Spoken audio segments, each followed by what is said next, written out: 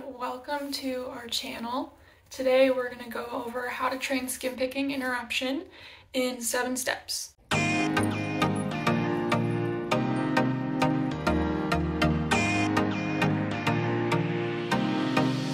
I'm joined here today by my mother's doggie, Nova, and Luna, of course, who's not in the camera right now. And I'll be working with both of them to show you kind of a beginner standpoint to a dog that's never been trained this and advanced like Luna. Skin picking disorder is also referred to as excoriation disorder or dermatillomania, which is a fun word to say. And it is where there's this compulsive need to pick at your skin. And this can be often with scars or bumps, pretty much any imperfection on the body. And it causes scarring, bleeding, injuries, and often infection that can be quite serious over time. And it is also a type of OCD because it is a compulsion of having to pick. This can be on any part of the body, commonly seen or starts out with just the lips, or you can see it on their face or their shoulders or their back, etc. It can be pretty much anywhere you have skin. When I first started skin picking, it began with my lips and peeling away every part of my lips. And it was often bleeding and blistering and super gross. I figured out how to stop myself from doing that, which was by putting on chapstick every night before I went to bed. That has mostly stopped me from doing that. It keeps my lips really soft and hard to bite or mess with. I have a big problem with skin picking on my chest, on my shoulders, and my back. Those are the main places. I get it sometimes on my arms, a lot in my fingers. For me, a lot of it is just any bump in the skin that I feel impulsed to clean my skin of these imperfections. And oftentimes I will rip off my freckles completely. It's not a fun thing to live with, and with the scars, it's really hard to feel good about myself and my body when my back is covered. I've gotten a lot better since I've started using scar gel. That helps a lot. My chest has gotten pretty bad lately, and it's very hard for me to show it. So I try as much as possible to wear like one of these high t-shirts to cover it up. It also helps keep me from picking because I can't see my chest. Another lovely thing about having a service dog is she can help me stop it.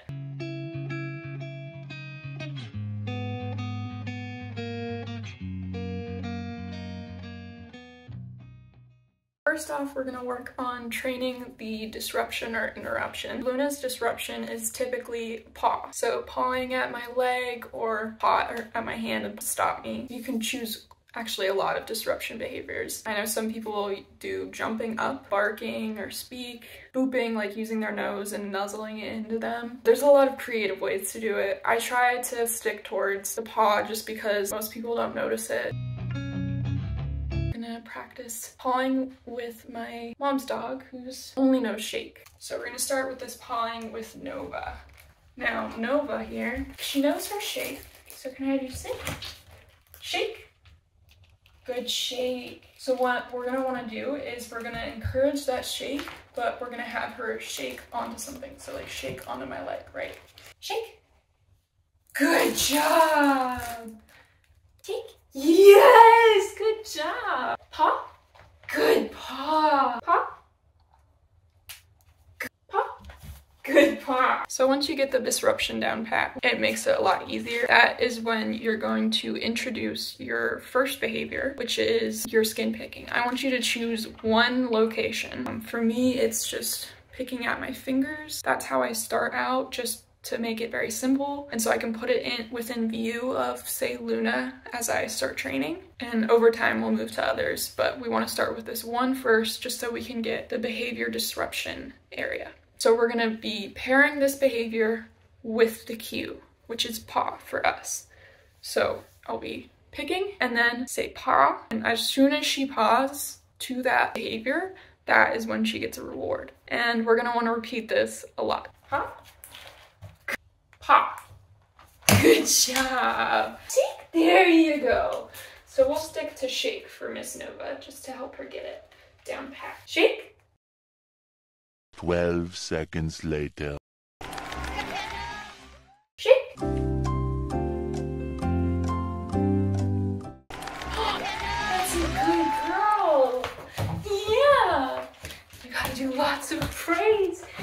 that's a good girl. Shake. What we're gonna be doing next is we're repeating the behavior until the vocal cue is no longer needed. So we pair the behavior, and she already knows to paw. So we treat. Good girl. Good. See if she can get the behavior without me asking. And we want to keep lots of praise because this is fun. When we're doing this for real, you're not going to be feeling great at that moment. You're going to have a lot of emotions. So we want to keep training super upbeat and happy so that it's, oh, this is fun.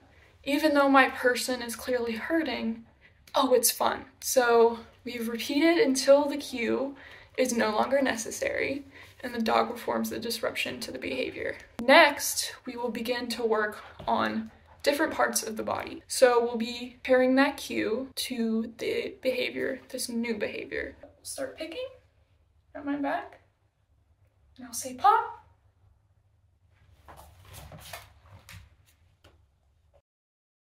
I'll pick at my back, and I'll say paw. Good paw. Nice job. All right, Nova. Paw. We began to work on different parts of the body, worked out the cue entirely to where we don't need to say it anymore, we just do it. Good job. You got it.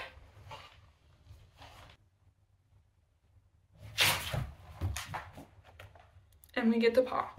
So now we're on to our 6th step, which is repeating in different settings and slowly bringing up distraction. Bringing up those distractions, like moving outside, is a very big step. There's a lot of smells, there's a lot of sounds, so many distractions. So that's a high distraction environment.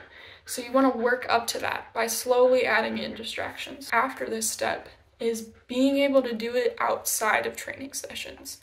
So not just in the training sessions themselves, in different places.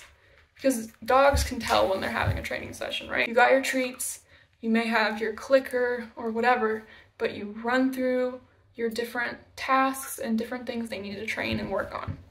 And they know that that's a training session.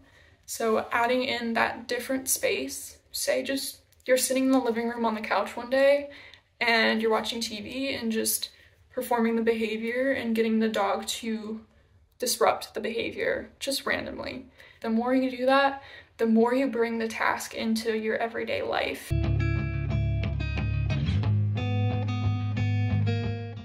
I hope this helped. I hope your animal will be able to perform these tasks and help you and make your lives a little easier, even if they're not service animals, even if they're just your pet or whatever, as long as they're helping you. That's awesome.